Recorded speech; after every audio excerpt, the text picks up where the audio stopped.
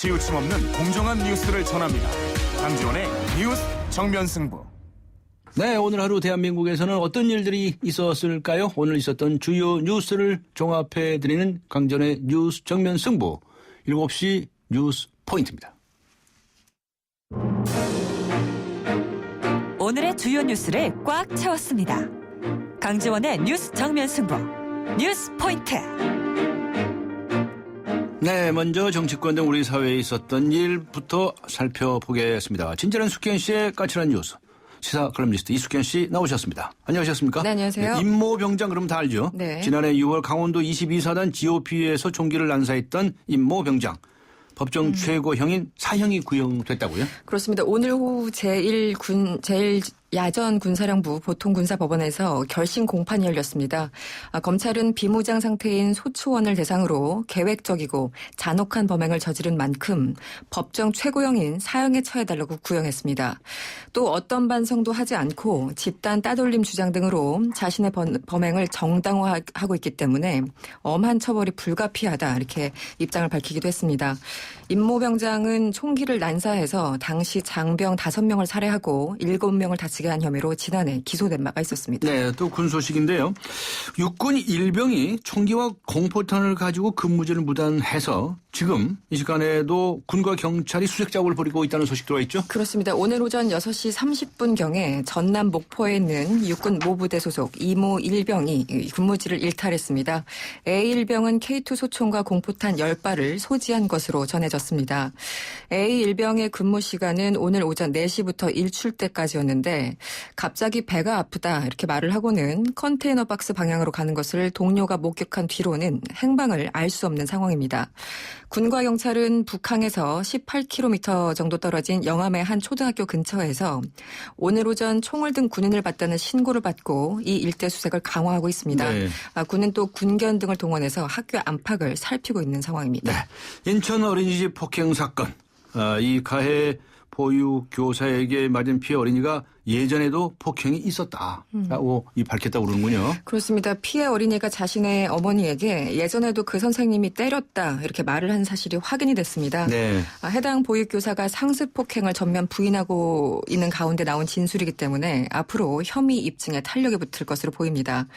오늘 인천의 한 아동보호 전문기관에 따르면 전날 경찰과 함께 피해자인 B양과 부모를 사건 이후 처음으로 만나서 피해 상황을 확인했습니다. 네.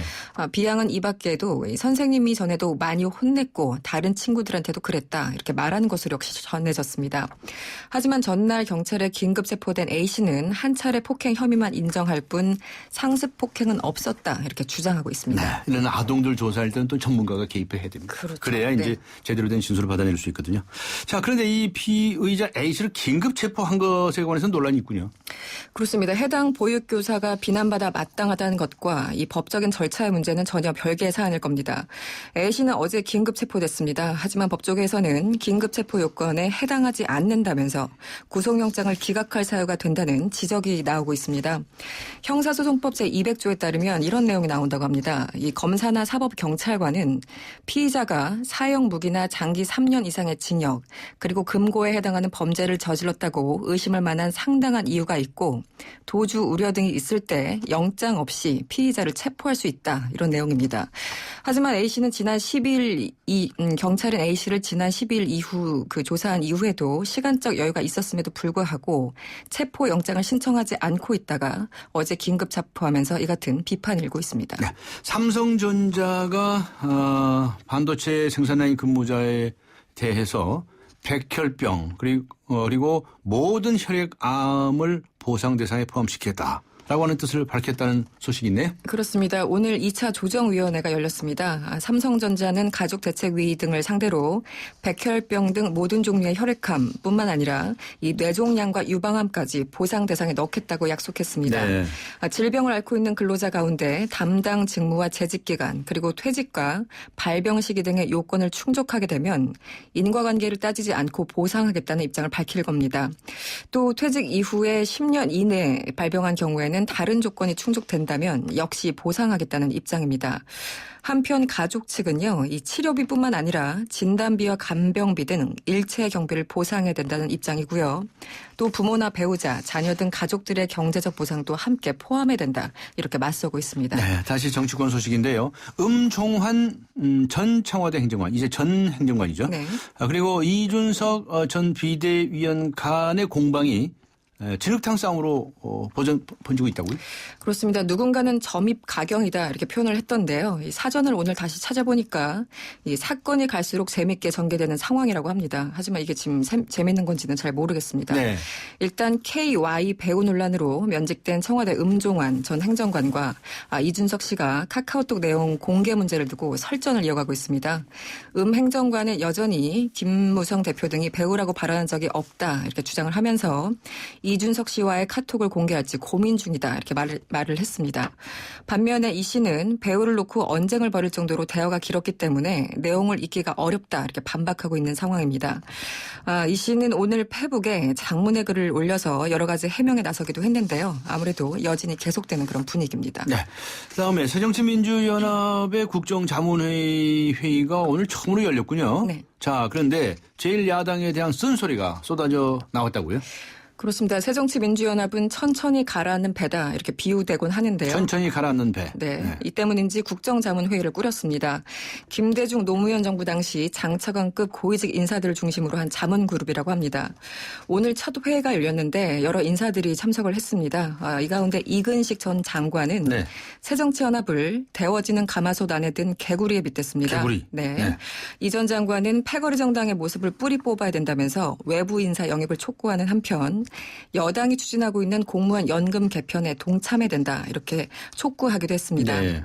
또 강철규 전 공정거래위원장도 참석했는데요. 이 당대표 주자들의 당명 변경 주장을 비판하는 등 줄곧 쓴소리가 이어졌습니다. 실제 얼마나 효과가 있을지 아직은 미지수입니다. 네. 정부가 대북 전단을 살포하는 탈북자 단체에게 신중한 입장을 전달했다는 뉴스가 있습니다. 그렇습니다. 정부는 김정은 풍자 영화인 인터뷰 DVD를 풍선에 담아서 북한에 날려보내는 방안을 추진하고 있는 자유북한운동연합 박상한 대표에게 신중한 판단을 거듭 요청했습니다. 오늘 통일부 임병철 대변인이 브리핑에 나섰는데요. 어제 국장급 인사가 이 박상한 대표와 만나서 정부 입장을 설명했다 이렇게 밝혔습니다. 임 대변인은 또 이 대북전단 살포로 인해서 해당 지역 주민들의 신변 안전에 대해서 위험이 발생할 때도 있었고 우리 사회 내부의 갈등이 심화될 가능성도 크다는 점을 설명하면서 현명하게 판단해 줄 것을 당부했다고 전했습니다. 네. 최근 대법원이 이 대북전단 살포 제지는 적법하다 이렇게 판결을 한 바가 있었는데요. 일각에서는 정부가 손 안 대고 코 풀기 했다 이런 평가가 나오기도 합니다. 네, 수고하셨습니다. 고맙습니다. 지금까지 시사 칼럼니스트 이숙현 씨와 함께 했습니다.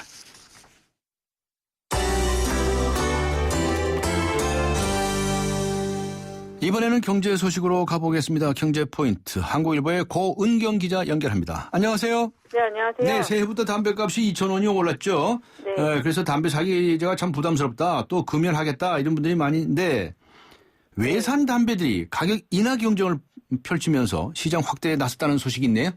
예, 그 외국계 담배 회사인 필립 모리스는 그 현재 4,700원인 말보로와 팔리아멘트를 다음 주부터 200원 내리기로 했습니다.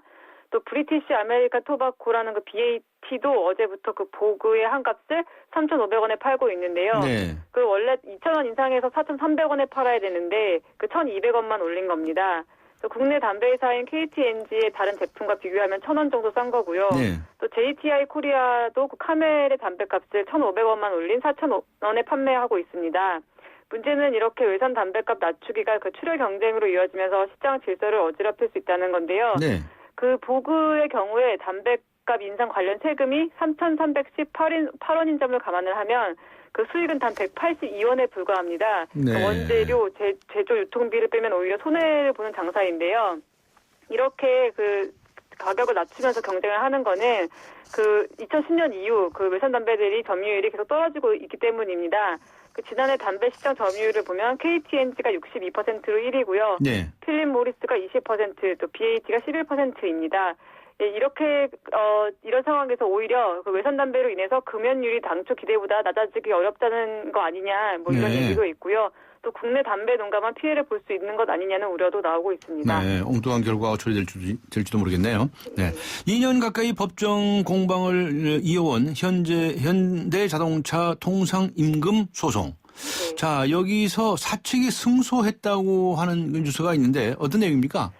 네, 2013년 초에 현대차 노사는 정기 상여금 등이 통상임금에 포함되는지를 놓고서 법적 공방에 돌입했습니다. 네. 통상임금은 연장근로, 휴일근로 등 각종 수당을 계산할 때 기준이 되는 임금인데요. 이 통상임금의 범위가 확대가 되면 이 임금 기준으로 산정이 되는 연장근로, 야간근로 등에 대한 가산금도 함께 오르게 됩니다. 이 통상임금의 기준은 세 가지인데요. 정기적으로 지급을 했는지, 또 일정 요건을 갖추면 지급을 했는지, 또 지급 대상과 지급을 사전에 제시하고 업적이나 성과, 재직 퇴직 여부에 관계없이 지급했는지인데요. 네. 예, 서울중앙지법 민사합의 42부는 오늘 그 현대차 23명이 상여금과 휴가비 등 6개 항목을 통상임금에 포함해달라며 제기한 소송에서 원고 일부만 승소로 판결을 했습니다. 네. 예, 전 조합원의 그 11%에 해당하는 옛 현대자동차 서비스 출신 그 일부 근로자 5,700여 명만 그 상여금의 고정성이 인정이 돼서 통상임금에 포함이 됐고요. 예. 예, 나머지 그 89%에 해당하는 4만 6천 명은 통상임금으로 인정을 받지 못했습니다. 예. 재판부가 이 나머지 직원이 받는 상여금에 고정성이 없다고 판단한 그 핵심 근거는 상여금 지급 제외자 규정입니다. 예. 그 정기 상여금을 현재 재직 중이거나 특정 기간 이상 근무자에게만 지급을 하면 고정성이 없다는 건데요. 그 현대차는 취업 세칙에 2개월 중 15일 미만 근무자에게는 정기 상여금을 지급하지 않는다는 규정을 두고 있는데 현대차 서비스에는 관련 규정이 없다는 점이 고려가 됐습니다. 네. 1심 판결이지만 국내 산업계에 미치는 영향력은 매우 클 것으로 보입니다. 이번 판결이 통상임금 소송의 바로미터가 될 수 있기 때문인데요. 현재 그 300건 안팎의 통상임금 소송이 진행 중인 것으로 파악되고 있습니다. 또 이번 판결을 두고 그 재계와 그 중소기업 노동계는 엇갈린 반응을 보이고 있습니다. 그 재계는 안도의 한숨을 내쉬면서 그 불필요한 소송이 줄어들지 않을까 하는 기대 섞인 반응을 내놓고 있는데 네. 노동계는 그 근로자의 정당한 노동권을 인정하지 않은 판결이다. 또 현대차 노조도 이번 판결이 사측만을 위한 것이기 때문에 조만간 항소할 계획이라고 전했습니다. 네. 커피 얘기 좀 해보겠는데 요즘 원두커피 전문점이들 많이들 가시는데 그중에서 미국 커피 전문점이 스타벅스. 네. 스타벅스의 커피 가격이 우리나라가 제일 비싸다면서요. 예. 그런데 오히려 스타벅스의 임금은 네. 또 낮다. 이런 얘기가 있네요. 예, 그 소비자 시민 모임이 13개국 주요 도시에서 그 제품 물가를 조사를 했는데 이 중에서 그 스타벅스 아메리카노가 우리나라에서는 4,100원에 팔리는데 미국 뉴욕에서는 그 절반 수준이 2,400원대, 또 도쿄, 베이징, 그 네덜란드 암스테르담에서는 3,600원대에 팔리고 있습니다. 그래서 이에 대해서 스타벅스는 임대료와 인건비 등 가격을 결정하는 데 고려해야 될 상황이 많다고 했는데요. 그 반면 그 인건비를 보니까 미국 뉴욕 스타벅스 또 그 일본의 신주쿠 도쿄의 그 스타벅스 바리스타들은 네. 그 한 시간에 1만 원 정도를 받고 있는데 우리나라 바리스타들은 오히려 5,700원으로 그 올해 법정 최저 임금이 5,580원보다 살짝 높은 수준입니다. 그러니까 가격은 제일 비싸고 인건비는 오히려 그 적게 나가고 있는 셈입니다. 네, 이건 무슨 경우입니까 이게? 알겠습니다. 고맙습니다. 네, 감사합니다. 네, 지금까지 한국일보의 고은경 기자였습니다.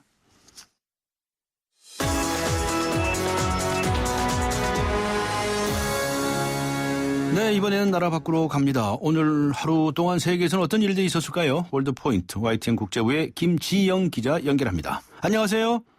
네, 안녕하십니까. 네, 프랑스 파리 연쇄 테러 이후에 후속 테러에 대한 공포가 유럽 곳곳에서 커지고 있는데요. 이 파리의 한 기차역이 한때 폐쇄되는 소동이 있었다고 하는데 이게 무슨 이야기입니까? 네, 연쇄 테러로 파리 시내 경계는 최고 수준으로 강화되어 있는 상태입니다. 네. 이런 가운데 파리의 한 기차역에서 폭발물 의심 물체가 발견돼서 역이 한때 폐쇄됐었습니다. 네. 오늘 오전 8시쯤 파리 동역에서 일어난 일인데요. 주인이 없는 가방이 발견돼서 여행객들이 모두 역 밖으로 대피했습니다. 경찰이 이 가방을 확인했었는데 다행히 폭발물 등 의심 물질이 발견되지는 않았고요. 네. 기차역을 폐쇄한 지 1시간 만인 오전 9시부터 열차 운행이 정상화됐습니다. 네. 경찰 관계자는 기차역 폐쇄는 예방 차원이었다고 네. 밝혔습니다. 그런가 하면 벨기에에서는 경찰이 테러를 준비하던 이슬람 극단주의자들을 총격전을 벌였군요. 상대로. 예. 그 2명을 사살했다고요? 네, 벨기에 경찰은 동부도시 베르비에에서 테러 조직 은신처로 의심되는 건물을 덮쳤습니다. 네. 총격전이 벌어졌고 이 과정에서 조직원 2명을 사살하고 1명을 체포했습니다. 경찰 당국은 조직원들이 일주일 전에 시리아에서 귀국해 테러를 저지르기 직전이었다면서 대테러 작전이 아직 진행 중이라고 밝혔습니다.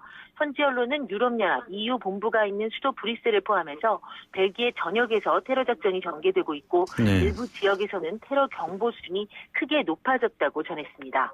앞서 이슬람 극단주의 무장 세력 IS 대원 3명은 네. 비디오 영상을 통해서 벨기에를 테러 공격하겠다고 위협하기도 했습니다. 네. 자, 이와 같은 연쇄 테러와 관련해서 프란치스코 교황도 한마디 했네요. 종교를 앞세운 테러를 비난했군요. 네, 아시아를 순방하고 있는 프란치스코 교황이 어제 스리랑카에서 필리핀으로 이동을 했습니다. 네. 이 이동하는 비행기 안에서 교황은 신의 이름으로 학살 행위를 자행해서는 안 된다면서 종교를 앞세운 테러를 강도 높게 비난했습니다. 이는 최근 프랑스 주간지 샤를리 에브도 테러 사건을 겨냥한 발언으로 풀이되는데요. 네. 이 자리에서 교황은 표현의 자유에도 한계가 있다면서 특히 타인의 종교를 모욕하거나 조롱하면 안 된다고 강조했습니다. 그런데 이 표현이 다소 논란이 되자 교황청은 샤를리 에브도에 대한 테러를 정당화하려는 것은 아니었다고 해명하기도 했습니다. 네. 지금까지 국제부에서 전해드렸습니다. 네, 고맙습니다. 지금까지 YTN 국제부의 김지영 기자였습니다.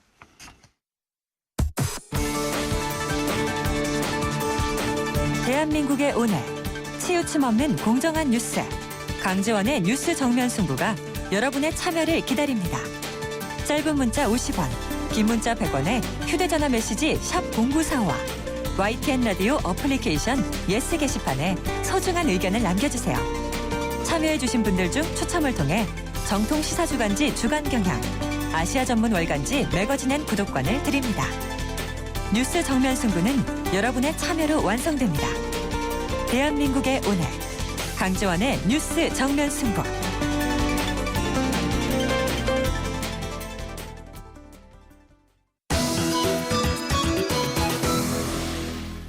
안산 인질극의 피의자 김상원이 막내딸을 살해하기 전에 성폭행을 시도했다고 알려져서 또 다른 충격을 주고 있습니다. 이런 가운데 김 씨는 죄를 뉘우치기는커녕 자신도 피해자라고 주장을 계속하고 있는데요. 그런데 사건 나흘 전에 김 씨의 부인이 경찰서를 찾아갔었다고 하는 사실이 또 알려지면서 경찰의 미온적인 대처도 도마 위에 올랐습니다. 경기대학교 범죄심리학과의 이수정 교수 연결해서 자세한 이야기 들어보겠습니다. 안녕하세요. 네, 안녕하십니까. 네, 이 김상훈이라는 사람이 어제 영장실질심사를 받으러 가면서 자신이 아주 스스로 얼굴을 드러내고 또 경찰이 자신을 더 흥분시켰다 이렇게 얘기를 했습니다. 뭐 억울하다는 이런 태도를 보였다고 하는데 이거 어떻게 보셨습니까? 네, 이 사람은 지금 본인이 정말 억울하다라고 생각을 하는 것으로 보이고요. 네. 그래서 결국에는 이제 부인의 뭐 음모에 빠져가지고 결국 상황이 이렇게 됐다 이렇게 주장을 현재는 하고 있고요. 네. 그리고는 이제 경찰이 현장에서 자기를 너무 이렇게 흥분하게 만들었다. 네. 그래서 결국 이 지경에 빠진 건 경찰 탓이다 이렇게 이제 주장을 하고 있는데요. 네. 결국에는 사실은 자기 자신의 잘못을 전혀 통찰을 못하고 있는 것으로 보이고 네. 지금 이런 이제 생각들을 하는 사람들은 일단은 극도로 이제 반사회적인 사이코패스들이 보통 이런 식으로 생각을 많이 하는 데다가 네. 더군다나 이 사람은 상당 부분 피해의식에 사로잡혀 있는 것 같습니다. 네. 그전에도 이제 의처증이 있어가지고 지금 부인을 이제 의심을 많이 했랬거든요. 그런 예. 것들이 이제 일종의 뭐 편집증적인 성격도 가지고 있는 것으로 보여서 네. 그런 사람들은 대부분 자신에게 일어난 불행을 모두 남 탓으로 돌리는 경향이 있습니다. 네. 자신의 행동도 결국은 남의 탓에 의해서 이루어진 것이다라고 생각을 하는 그렇게 거로군요. 생각을 하죠. 예. 자, 그러니까 막내딸을 이제 죽이지 않았습니까, 결국? 네네. 그것도 결국은 뭐 자기 자신의 잘못이기 전에 그건 부인 탓, 경찰 탓 이렇게 돌리는 것이죠. 네, 그래서 결국은 이제 막내딸을 죽인 부분에 대해서 이제 부인이 말다툼을 하면서 화를 돋궈가지고 결국 그 보복을 딸한테 했다 이런 식의 이제 주장이라서 결국 부인 탓을 하는 그런 주장으로 보입니다. 네, 그런데 이 딸을 살해한 시점에 관해서 좀 논란이 있는데요. 경찰이 사건 현장에 하기 전에 살해된 것 같습니까? 그 이후에 살해된 것 같습니까? 이 부분은 지금 피해자의 진술과 경찰의 진술이 엇갈리고 있어서요. 예, 예. 그리고는 이제 증인이 2명이 있죠. 그 딸이 살해되는 현장에 이제 큰딸 언니도 있었고, 언니가 있었고, 예, 그 아버지의 이제 뭐 지인도 있었기 때문에. 근데 문제는 이 사람들이 지금 정확하게 시간을 감별을 못하는 상황. 예. 계속 생명의 위협을 받다 보니까 지금 그렇게 시간을 정확하게 지금 얘기를 못하고 있는 것으로 보이고요. 네.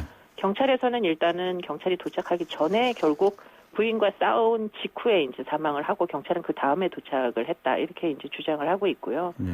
그런 부분은 지금 현재로서는 정확하게 확인이 안 알겠습니다. 되는 부분입니다. 네. 그런데 이 현장에 있었던 큰 딸이 충격적인 증언을 했는데 바로 이 김상훈이라는 사람이 그 동생을 살해하기 전에 성추행을 했다. 네네.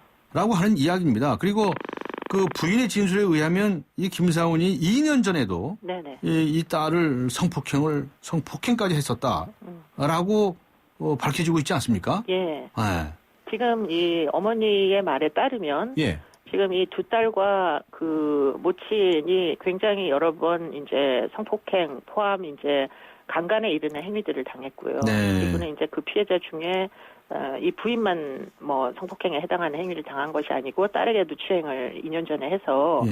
피신을 하고 다닌 것을 진술을 하고 있습니다. 예, 그래서 예. 일정한 시간 동안 셋이서 뭐 모텔 등을 돌아다니면서 이제 피하고 다니다가 네. 결국에는 이 남편이 계속 이제 추적을 하고 괴롭히고 하니까 결국 그 친부의 집으로 아이들을 보냈는데 네. 결국은 그 친부의 집에 아이들이 있다는 사실을 알고 결국은 이 남편이 또 그 집으로 침입을 해가지고 지금 이런 사건을 벌인 것이거든요. 예. 그렇기 때문에 적어도 이 뭐 여러 가지 성폭력의 피해가 한 몇 년에 걸쳐서 거의 이제 동거 초기부터 이런 것들이 이루어진 것이 아닌가 이렇게 보이고요. 네. 문제는 이렇게 만성적인 폭력에 시달리는 그 피해자들은 사실은 경찰에다 신고를 하기조차 쉬운 일이 사실 아니라는 겁니다. 네. 신고를 해도 결국에는 이제 제대로 뭐 강제권을 집행해서 이렇게 분리를 해주지를 않으면은 네. 결국 이 사람이 다시 돌아와서 또 보복 폭행을 하고 하다 보니까 네.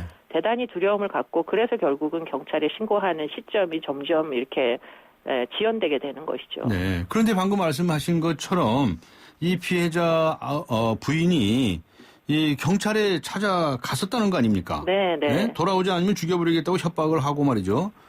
또 흉계 이 허벅지를 찔리고. 네. 그래서 이제 경찰이 찾아갔다는데 그럼 그때 그게 인질극이 일어나기 나흘 전이었다는 거거든요. 예. 그럼 경찰 그때 뭐 했다는 겁니까 도대체? 글쎄 그때 이제 나흘 전에 좀 뭔가 긴급한 조치를 취했었으면은 이 예. 사건이 일어나지 않았을 수가 얼마든지 있을 걸로 보입니다. 예. 그런데 이제 이 문제는 가정폭력 범죄의 처벌 등에 관한 특례법을 보면은 네. 강제 조치를 취하게 되어 있는데요. 그 임시 조치는 사건이 진행 중에 경찰이 도달을 했을 때 경찰이 이제 개입을 하도록 되어 있습니다. 네. 그런데 문제는 이 부인이 경찰을 찾아간 시점은 이미 사건이 다 전개가 되고 네. 종결이 되고 물론 뭐 자상을 입었었던 것이 이제 확인되고 있지만 어쨌든 제 발로 경찰을 찾아가다 보니까 경찰이 안내를 하기를 그럼 고소장을 쓰고 가라 이런 식으로 이제 안내를 했는데 네. 문제는 지금 당장 이 남편을 잡아가 달라 이런 이제 절박한 심정으로 간 사람에게 지금 뭐 고소장을 써라 뭐 어느 부서로 다시 또 가서 어떻게 해라 이런 식으로 이제 행정적인 지도만 하는 것이 네. 사실은 이 피해자 입장에서 보면 별로 도움이 안 되겠다 이런 생각을 하게 만든 것이죠. 그렇죠. 앞에 말씀하신 것처럼 이게 만성적인 이 가정폭력 피해자의 경우에는 함부로 고소할 용기도 나지 아니하고요. 그렇죠. 또 겨우 경찰을 찾아간다고 찾아갔는데 이런 식으로 소극적으로 대응하면 네. 어떻게 그 피해자들이 당해내겠습니까? 그렇습니다. 즉각적인 조치를 취해야죠, 경찰에서는. 네. 그래서 결국 돌아와 버리고는 이 사건이 벌어진 거죠. 네. 네. 그리고 이 큰 딸도 말이죠. 그 동생이 성추행 당하고 전에는 또 성폭행도 당했다는데 이런 사실 진술을 지금 하고 있는데 이 딸이 받는 이 트라우마도 엄청나게 크겠네요. 네, 뭐 상당히 심각했던 걸로 보이고요. 이게 지금 성폭행을 당하는 장면만 목격한 게 아니라 결국은 흉기로 찔려서 뭐 예. 혈이 낭자한 현장에 사실은 생명의 위협을 받으면서 있었거든요. 그래서 처음에는 제대로 말도 못하고 거의 뭐 입을 닫고 있다가 이제 한참 시간이 지나가지고 마음이 안정되고 나서 이제 진술이 지금 이런 진술들이 나오고 있는 것이거든요. 네. 아마도 그 트라우마는 거의 평생을 가지 않을까 싶고요. 그렇기 때문에 뭐 긴급한 입원 치료뿐만 아니라 장기적인 심리 치료도 필요하다고 보입니다. 네. 이 가정 폭력을 막기 위한 뭐 운동 같은 데는 뭐 저도 여러 가지 그동안 노력을 해 왔었는데 그런데 이런 사태가 발생하면 경찰이나 또는 이 보호기관에서 즉각적으로 개입을 해야 되는데 이게 그 점이 너무나 안타까워요. 일이 이렇게 커질 때까지 결국은 방치했다고 볼 수밖에 없지 않느냐. 그래서 아주 자괴감이 드는데요. 네, 지금 뭐 형사사법 제도가 지금 전혀 가정폭력에는 효과적으로 대응하지 못하는 것으로 보이고요. 예. 뭐 지금까지 이제 가정 보호주의, 그러니까 가정이 보호돼야 된다 이런 철학 때문에 사실 개입을 안 하자는 그런 상황이었지만 집안일이다 그래서 그냥 네. 상황이 굉장히 많이 바뀌었습니다. 그렇기 때문에 이 어떤 경우에는 사실 인명 보호를 위해서 가정이 유지되지 말아야 되는 그런 경우들도 있거든요. 그렇죠. 그렇기 때문에 조금 이 뭐 기존의 이제 철학이나 관점을 바꿔서 지금은 적극적으로 강제력을 동원을 해서 어떻게든 인명 피해를 막아야 된다고 보이고요. 네. 그런 차원에서 보면 이게 폭력 행위 순간에만 가서 개입을 하는 이런 이제 제도로는 역부족이라고 생각이 들고요. 근데 그 재발 가능성이 항상 있기 때문에 그래서 찾아가서 구해달라고 그러는 거 아니겠습니까? 그렇죠. 네. 그렇기 때문에 사전에 미리 경찰이 개입을 할 수 있도록. 있도록 하려면 이제 아주 사소한 스토킹도 다 신고를 하면 경찰이 개입하도록 이렇게 만들어서 예컨대 뭐 2번, 3번 이렇게 경고 조치가 되면 구속을 시킨다거나 뭐 이런 식으로 좀 더 적극적으로 개입할 수 있는 법제를 우리가 좀 개정을 하든 정비를 해야 될 것 같습니다. 그럼 가해자들도 경고를 받죠. 네, 두려워하고 그렇죠. 있나 저 상대방 피해자들만이 아니다. 국가기관에서 이렇게 관심을 갖고 있다라고 하면 좀 위축되는 면도 있을 거예요. 이번에 그 경찰에서 상담했다고 하는 민원 상담인 제도. 이게 좀 부실하지 않았냐는 비판이 있는데요.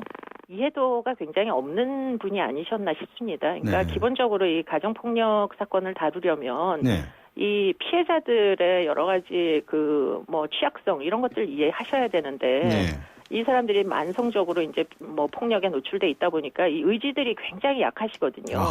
그렇기 때문에 이 약한 의지를 어떻게든 적극적으로 조력을 해서 사건화를 시켜야 되는데 지금 이 민원 상담관이셨던 분은 이제 아무래도 연세도 많고 이러시다 보니까 지금 그런 부분에서 좀 뭐 약점이 있었던 것 같습니다. 네.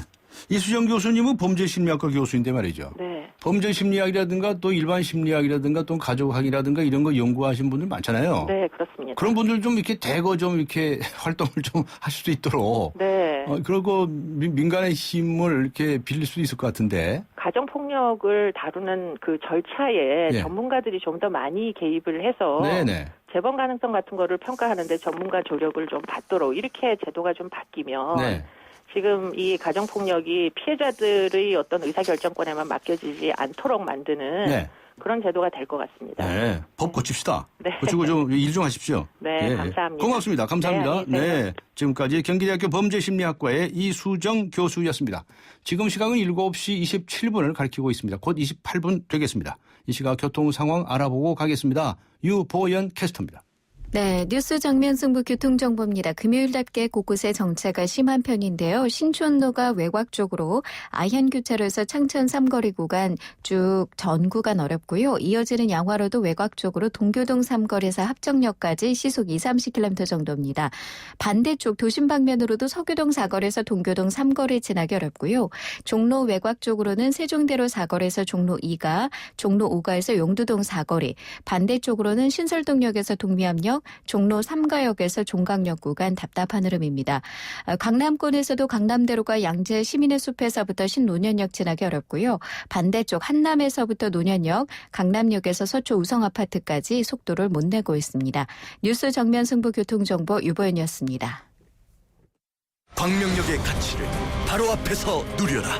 효성 해링턴 타워 더 퍼스트. 이케아, 코스트코, 롯데 프리미엄 아울렛이 바로 앞. 풍부한 유동인구와 상업지구 가치까지. 바로 앞에서 누리는 광명역 슈퍼 프리미엄. 효성 해링턴 타워 더 퍼스트. 문의 1899-7087. 네, 오늘의 금요시사 퀴즈 다시 한번 소개해드리겠습니다. 고층 건물에 불이 났을 때 절대로 타서는 안 되는 이것. 이것은 무엇일까요? 실내가 유독 가스로 가득 차기 때문에 매우 위험하다고 합니다. 1번 엘리베이터, 2번 비상계단, 3번 완강기. 휴대전화, 문자, 우물정 0945, 우물정 0945번으로 의견 보내주시기 바랍니다. 추첨을 통해서 주크박스 뮤지컬 더 초콜릿 초대권을 선물로 보내드리겠습니다. 오는 1월 23일 금요일 오후 8시 공연입니다. 그리고 두 분께는 정통시사 주간지 주간경향, 그리고 아시아 지역 전문 월간지이죠. 매거진 N 구독권 보내드리겠습니다. 네, 정답들 많이 보내주시고 계신군요. 더 많이 보내주십시오. 네, 잠시 후 뵙겠습니다. 서양 고전음악을 완성시킨 천재 작곡가 악성 베토벤. 그의 음악적 잠재력을 일깨워준 사람은 스승인 크리스티안 네페 선생님이었습니다. 네페 선생님은 지루한 이론과 반복적인 연습을 강요하지 않았습니다. 이탈리아와 프랑스, 독일의 유명한 오페라를 감상할 기회를 마련했고 어린 베토벤이 음악에 대해 더 깊이 느끼고 생각할 수 있도록 이끌었습니다. 가르치는 것이 아니라 깨우치는 교육, 아이들의 잠재력을 활짝 꽃피우는 우리 교육의 희망입니다. 이 캠페인은 I am the key, 눈높이 대교와 함께합니다. 아, 구제역이요? 그 소독으로 해결된다던데? 아니죠. 농가의 방역은 기본, 구제역 발생지 방문자재 같은 국민 모두의 협조가 필요합니다. 백신 있어야지. 무엇보다 올바른 예방접종이 필요하겠죠? 백신은 얼지 않게, 주사는 가축 종류에 맞게, 주사기 하나로 5마리 이상 접종은 절대 안 돼요. 특히 출하시기 돼지와 분만전 어미돼지에도 백신을 접종해야 한다는 사실 꼭 명심하세요. 구제역, 올바른 백신 접종과 철저한 소독으로 충분히 막을 수 있습니다. 이상 증상 신고번호 1588-4060 농림축산식품부. 강지원의 뉴스 정면 승부. 네, 오늘의 금요 시사 퀴즈 마지막으로 한 번 더 소개해 드리겠습니다. 고층 건물에 불이 났을 때 절대로 타서는 안 되는 이것은 무엇일까요? 하는 퀴즈입니다. 내부가 유독가스로 가득 차기 때문에 매우 위험하다고 합니다. 1번 엘리베이터, 2번 비상계단, 3번 왕관기. 휴대전화 우물정 0945, 우물정 0945번으로 정답 보내주시기 바랍니다. 추첨을 통해서 주크박스 뮤지컬 더 초콜릿 초대권 선물로 보내드리겠습니다. 오는 1월 23일 금요일 오후 8시 공연입니다. 강지원의 뉴스 정면 승부 4부 들어갑니다. 당신을 잘 알기 위해 제대로 봄. 겉으로 보이는 송지름부터 속에 숨어있는 송지름까지 하나하나 제대로 봄. 그랬더니 봄봄봄봄 봄이 왔어요. 당신의 봄 삼성화재.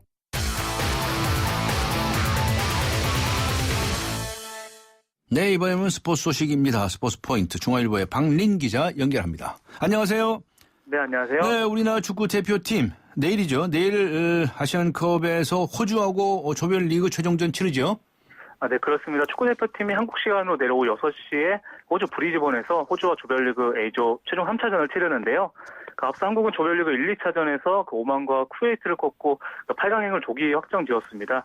한국은 호주와 나란히 2승이지만 골득실에서 5골 뒤져서 네. 호주를 이기면은 조 1위로 8강에 진출하고요. 비기거나 지면 조 2위로 8강에 오르게 됩니다. 네, 우리나라가 이미 8강 진출은 확정지었지만 그래도 호주전 필승 외치고 있다면서요. 아, 네, 맞습니다. 한국은 조 1위면 그 비조 2위가 되는 사우디오건 우즈베키스탄과 멜버른에서 4강행을 다투고요. 그 조 2위면 브리즈번에 남아서 비조 1위를 확정지은 중국을 상대하는데요. 퓨틸리케 한국 감독은 브리즈번 경기장 잔디장치가 좋지 않아서 그 패스 축구를 펼칠 수가 없다면서 조 1위를 원하고 있습니다. 또한 그 조별리그 1, 2차전에서 경기력이 좋지 않았던 만큼 호주전에서 그 최정예 멤버를 가동해서 자신감을 끌어올리겠다는 포석인데요. 강경호 선수 쿠웨이트와 2차전 결정한 손흥민, 구자철, 김진현 모두 몸 상태를 회복한 상황입니다. 네. 슈틸리케 감독은 오늘 기자회견에서 난 비긴다는 생각으로 싸우는 사람이 아니고 조 1위를 향해 싸울 것이라고 호주전 필승의 출사표를 밝혔는데요. 한편 8강에 확정진 호주는 그 휴식 차원에서 한국전의 주전을 다수 제외하는 방안을 검토하고 있는 것으로 알려졌습니다. 네. 그런데 우리 대표팀 주장 기성용 선수 호주 통이라면서요?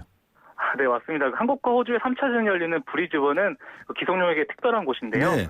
기성용은 브리즈번 인근에 위치한 그 존 폴 칼리지 사커스쿨에서 중학교 1학년 때부터 4년 반 동안 축구 유학을 했습니다. 아, 네. 네, 그 당시 호주에서 배운 축구와 영어는 잉글랜드 프리미어 리그에서 성장하는 밑거름이 됐는데요. 네, 네. 주장 원장 차고 9년 만에 호주에 돌아온 기성용은 그 어린 시절 오랫동안 생활한 호주에서 아시안컵 우승을 한다면 뜻깊을 것이라고 말했습니다. 그렇겠네요. 기성용은 호주 축구의 특징과 선수를 누구보다 잘 알고 있는데요. 주장 기성용이 호주전 승리와 조1위 8강행을 이끌 수 있을지 기대됩니다. 네. 한국 테니스의 희망 정현 선수. 정현 선수가 한국 선수로 6년여 만에 메이저리그 본선행을 노린다고요? 네, 맞습니다. 그 제2의 이영택 정현이 그 테니스 시즌 첫 메이저 대회인 호주 오픈 남자 단식 본선 진출에 단 1승만 남겨뒀는데요. 그 세계 랭킹 169위 정현은 오늘 호주 멜버른에서 열린 대회 예선 2회전에서 세계 랭킹 254위 독일의 닐스 랑거를 48분 만에 2대0으로 가볍게 꺾었습니다. 네. 정현이 내일 예선 3회전에서 이기면 2008년 8월 그 US 오픈 이영택 이후에 한국 선수는 6년 5개월 만에 그 메이저 대회 단식 본선에 진출하게 되는데요. 그 남자 단식 예선에는 128명이 출전해서 16명이 본선에 진출하고요. 호주 오픈 본선은 19일에 시작됩니다. 정현은 그 지난해 아시안게임 남자 복식에서 금메달을 땄고요. 세계 랭킹 377위에서 크게 점프했는데 네. 그 남자 프로테니스 ATP가 선정한 2015년 기대되는 10대 선수 베스트 5에 그 이름을 올리기도 했습니다. 네. 국제올림픽위원회가 2018년 평창 동계올림픽 분산 개최는 없다. 이렇게 확인을 했다고요? 네, 그렇습니다. 국제올림픽위원회 IOC 관계자 50여 명이 그 어제와 오늘 그 올림픽 준비 상황 점검을 위해서 강원도를 방문했는데요. 네. 지난해 12월 올림픽 분산 개최안이 담긴 그 올림픽 어젠다 2020이 통과된 뒤에 그 IOC의 첫 방문인데 그 평창 조직위원회는 그 최근 논란이 된 그 해외 분산 개최, 그 남북 분산 개최 등이 그 시기적, 현실적으로 불가능하다고 설명했고요. 그 린드버그 IOC 조정위원장도 그 평창 조직위의 입장을 전적으로 수용하고 최선을 다해 돕겠다면서 분산 개최가 없다는 점을 확인했습니다. 네. 신축 경기장을 대회 1년 전에 열리는 그 테스트 이벤트까지 완공할 것도 당부했는데요. 한편 그 프로젝트 리뷰 회의에 앞서서 그 녹색연합 등 시민단체 회원이 그 회의장으로 난입해서 분산 개최를 요구하는 소동이 일어나기도 했습니다. 예, 알겠습니다. 수고하셨습니다. 네, 감사합니다. 중앙일보의 박린 기자였습니다. 대한민국의 오늘 치우침 없는 공정한 뉴스 강지원의 뉴스 정면 승부가 여러분의 참여를 기다립니다. 짧은 문자 50원, 긴 문자 100원의 휴대전화 메시지 샵 0945, 우물정 0945와 YTN 라디오 어플리케이션 예스 게시판에 소중한 의견을 남겨주세요. 뉴스 정면 승부는 청취자 여러분의 참여로 완성됩니다. 대한민국의 오늘 강지원의 뉴스 정면 승부.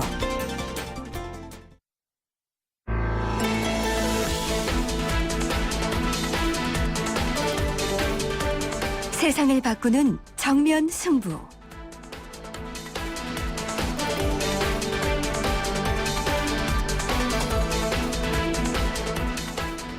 세상을 바꾸는 정면 승부 건강 프로젝트 자연으로 돌아가기.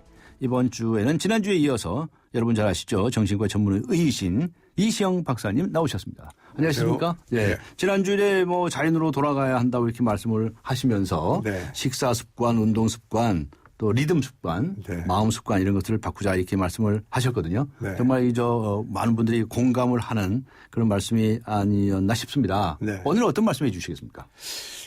저는 오늘은 좀 엉뚱한 이야기를. 엉뚱한 이야기. 좀 둔하게 삽시다. 둔하게요? 좀 둔하게 삽시다. 둔하다 그러면 이게 다 굉장히 부정적인 이미지 아닙니까? 예. 네? 둔하다, 사람이 느리다. 이렇게 둔하냐, 이렇게. 느리다, 굼뜨다, 뭐 바보 같다, 뭐 모른다. 근데 저는 정신과 의사로서 네. 우리 한국 사람들은 이 과민 증후군에 시달리고 있다. 과민 증후군. 과민. 네. 너무 과민해. 우리가 좀 예민하고 뭐 민감하고 예. 그것까지는 괜찮아요. 예. 그럼 과민한 거예요. 아하.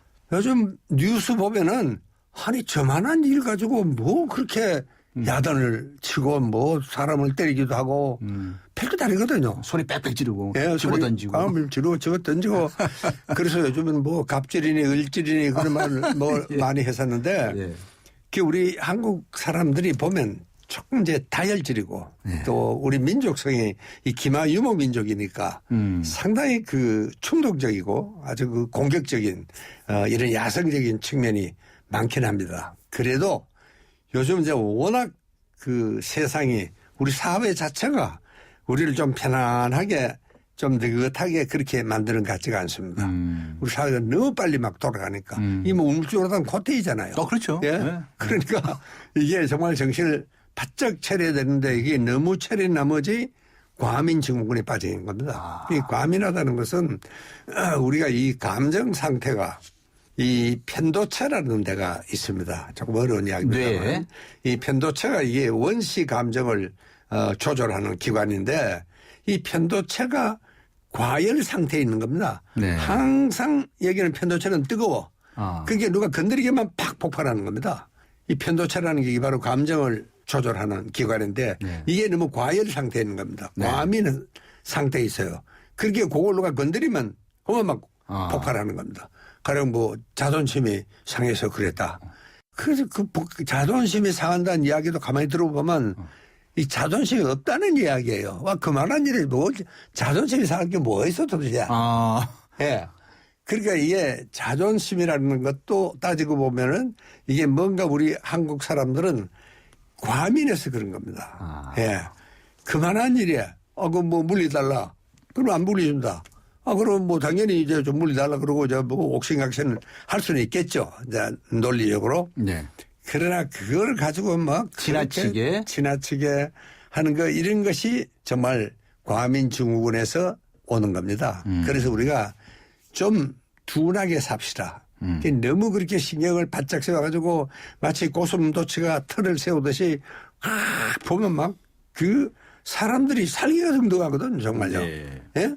그렇게 그런 이제는 사회 분위기가 이제 좀 바뀌어야 되겠다. 그래야지 우리가 정말 서로 돕고 애끼고 사랑하고 우리도 지하철에 이렇게 아침 출근길에 보면은 그렇게 정말 이렇게 웃는 얼굴을 보면 참 내 마음도 편해지잖아요. 그렇죠. 상대방이 예? 웃으면 그런 사람들은 나도 웃음기가 예. 띄어지는데. 예. 이 얼굴에 보면 항상 웃는 얼굴이 있어요. 네. 예. 그러니까 그런 사람 보면 내가 편해지는데 대부분의 사람들은 그렇지 않습니다. 인상 팍 쓰고 그냥 우거지상을 쓰고 누가 건드리기만 하면 막 그만 막 터질 것 같은. 터질 것 같은. 그래서 우리가 이 과민 증후군에 시달리고 있는 겁니다. 우리가 너무 과민합니다. 그리고 이제 그렇게 되니까 여유가 없습니다. 여유가 없다. 예. 여유가 없으니까 조금 참는다든가 뭐 그만한 일에 좀 참으면 되는데 이 참지를 못하고 그냥 막 바로 아주 폭발해. 욱하고 나오는 거죠. 욱하는 성격. 이런 것이 우리 한국 그 어떤 사람들은 정말 평생을 후회할 일. 뭐 최근에도 그런 사건이 몇 개 있었잖아요. 뭐 그런 양반 아마 평생을 후회할 거예요. 그렇죠. 그 좋은 자리 저 어떻게 되겠어요 그래. 한번 생각해 보시면은 그런데 그런 것들이 우리가 너무 과민해서 그런 거예요. 그래서 조금만 생각을 깊이 하고 그래서 저는 이런 과민 증후군 환자들에게는 호흡을 심호흡을 좀 해보시오. 저는 그 이야기를 합니다. 이게 보면요. 이 자율신경이라는 것이 있습니다. 이 교감, 부교감 신경이 있지 않습니까? 우리 이상적으로는 이 교감, 부교감 신경이 50대 50으로 돼야지 이게 균형이 잡혀 있는 겁니다.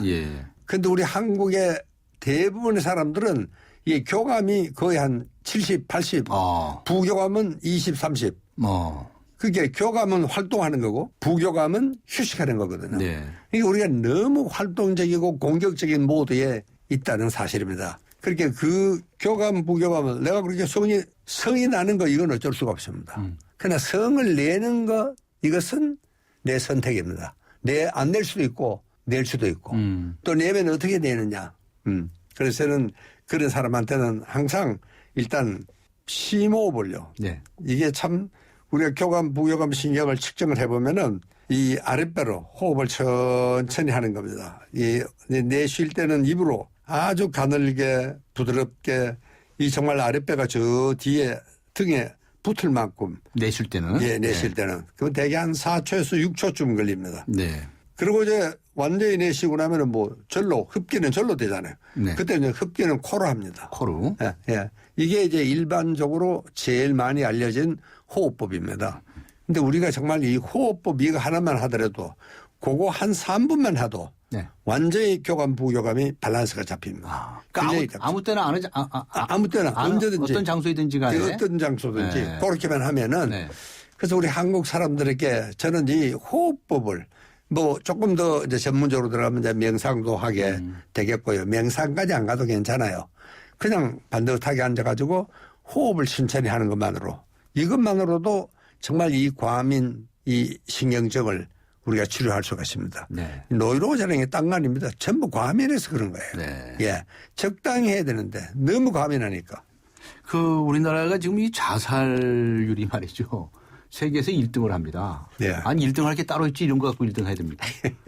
그래서 그냥 너무나 이 뭐 생명 존중 뭐 이런 운동하시는 하는 입장에서는 참 안타까운 일인데 이런 것도 역시 지나치게 과민하게 생각하고 그런 것 때문이 아니냐라고 얘기할 수도 있지 않을까요? 그렇습니다. 너무 우리가 그걸 자꾸 극단적으로 자꾸 생각을 하거든요. 네. 과민하게 되면 사람이 이성적인 판단을 못 합니다. 예? 네. 과민하게 되면 감정적으로 돼버리거든요. 그렇게 막 감정이 더구나 이제 이 아주 성이 나는 감정 상태로 네. 돼버리니까 과민하면은 네. 그렇잖아요. 그러면 이제 이성적인 판단을 못 하는 겁니다. 그렇게 이제 문제가 생기는 것이죠.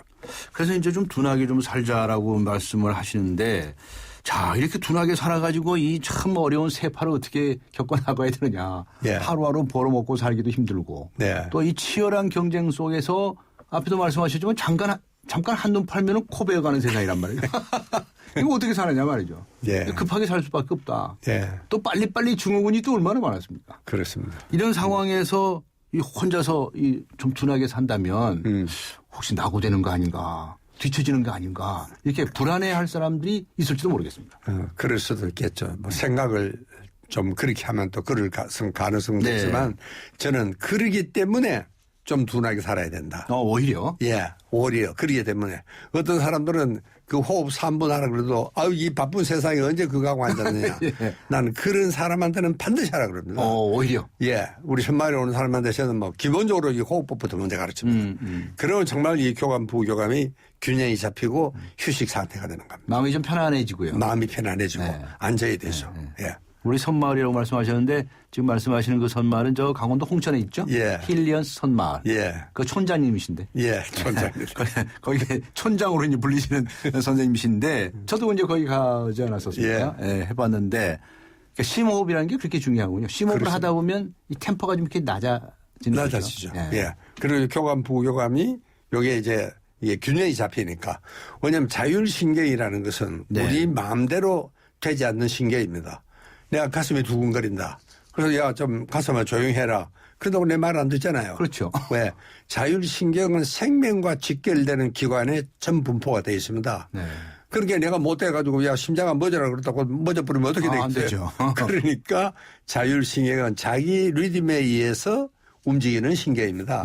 그런데 이 자율신경을 조절할 수 있는 방법은요. 우리 보통 신경 같으면은 내가 뭐 손을 흔들 수도 있고 찰 수도 있지만 이 자율신경은 그렇게 마음대로 되지 않습니다. 그래도 자율신경을 유일하게 우리가 조절할 수 있는 방법은 호흡법입니다. 호흡이다. 예. 네.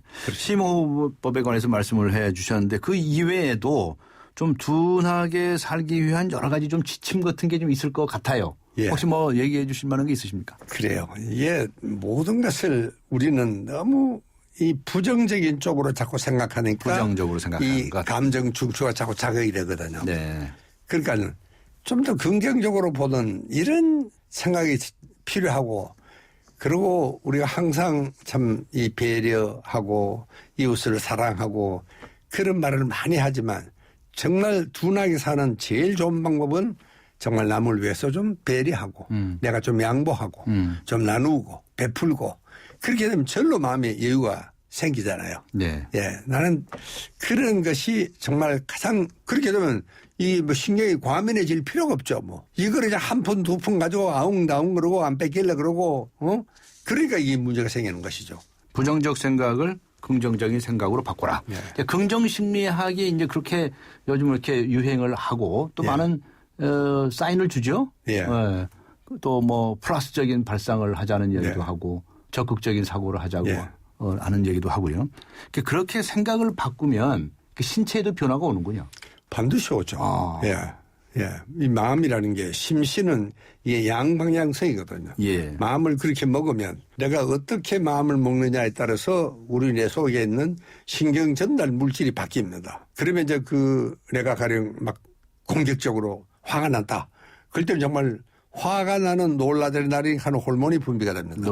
그러면 뭐 굉장히 이제 맥박도 빨라지고 거칠어지고 사람이 막 말도 함부로 해버리고 이렇게 되면 이제 과민 상태에 빠지는 겁니다. 그러니까 항상 제가 긍정적인 쪽으로 그렇게 마음을 좀 편안하게 먹는 방법.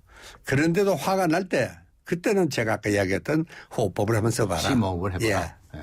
네. 그렇게 긍정적인 사고를 하게 되면 신경 전달 물질은 어떤 것이 발동을 합니까? 그렇죠. 가령 예를 들면 세로토닌이라든가 세로토닌. 예, 도파민이라든가 네. 엔돌핀이라든가 네. 이런 것들은 전부 다 긍정적이고 평화 쾌적 호르몬이죠. 이제 그런 것들이 분비가 되는 것이죠. 네. 그리고 그런 것이 분비가 되면은 신경이 과민해질 수가 없습니다. 예. 이제 부정적인 이런 호르몬이 스트레스 호르몬이라든가 이런 호르몬이 분비가 되니까 우리가 과민해지는 거다. 네. 그렇게 생각을 바꾸려고 하는데 잘 안 됩니다. 잘 안 되죠. 그렇죠. 습관도 되지 않았고 또 그렇게 해보라고 가르쳐주는 분들도 별로 없었어요. 예. 예. 그래서 이시영 선생님 말씀하신 대로 늘 긍정적으로 생각을 하고 적극적으로 생각을 바꾸고 베풀고 나누는 이런 생각들을 하게 되면 세로토닌이라든가 예. 도파민이라든가 그렇습니다. 엔돌핀이 예. 생겨날 거다. 그럼 항상 감사의 마음이 생기잖아요. 네. 예. 감사하는 마음만큼 좋은 생각은 참말로 없습니다. 그러니까 네. 감사하는 마음은 그렇게 마음이 편안해지잖아요. 네. 모든 게 고맙다고 생각하면은요. 그래서 이시영 선생님 방금 말씀하신 걸 들어보면은 마치 무슨 여러 종교 단체에서 네. 무슨 그 종교 지도자들이 하시는 말씀하고 거의 같은 말씀이세요. 예. 뭐 네? 종교가 그런 거 아닙니까? 네, 원래 선을 추구하는 게 종교니까. 예, 예. 그러니까 여러 가지 종교가 많은데도 불구하고 예. 다 공통점이 있지 않습니까? 네. 그렇습니다. 그런데 그러한 마음을 가지고 살아갈 수 있으면 좋겠는데 참 이게 쉽지가 않습니다. 네. 그래서 현대인들이 여러 가지 고통을 많이 받고 있는 거죠. 네. 이 저 뇌파에도 영향을 준다면서요? 뭐 알파파라든가 뭐 이렇게.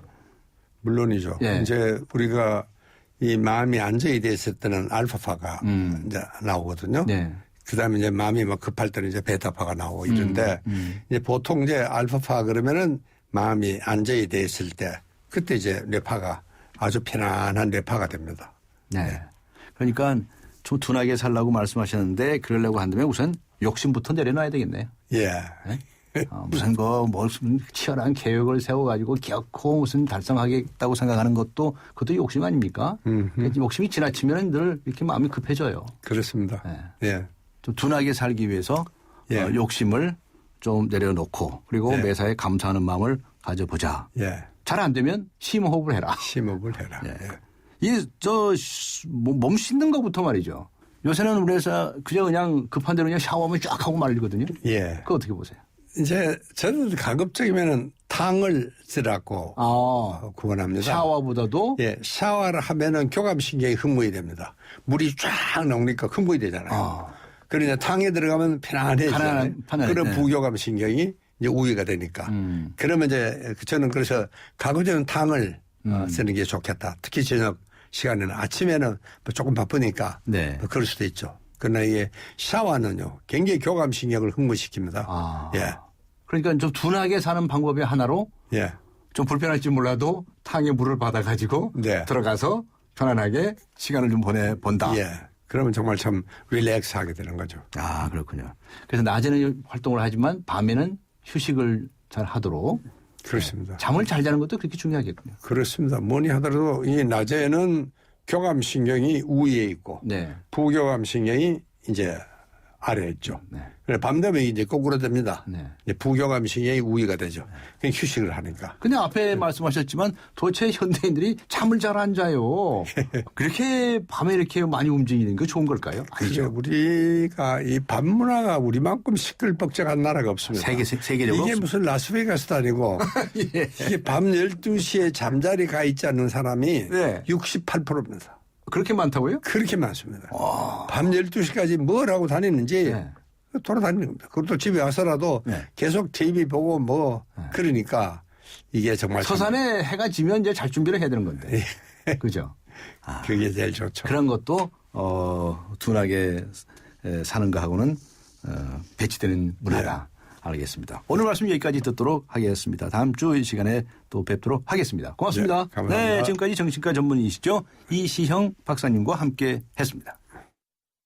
쉐보레 고객님, 2015년 새해 복 많이 받으시고 2015년 한 해 자동차 보험료도 꼭 받아가세요. 지금 쉐보레를 구입하시면 최대 200만 원까지 1년치 보험료를 지원해드립니다. 일부 차종 제외, 전시장 및 홈페이지 참조 1월 31일까지. Chevrolet, find new roads. 유준상이 알려드리는 지친 간 이야기.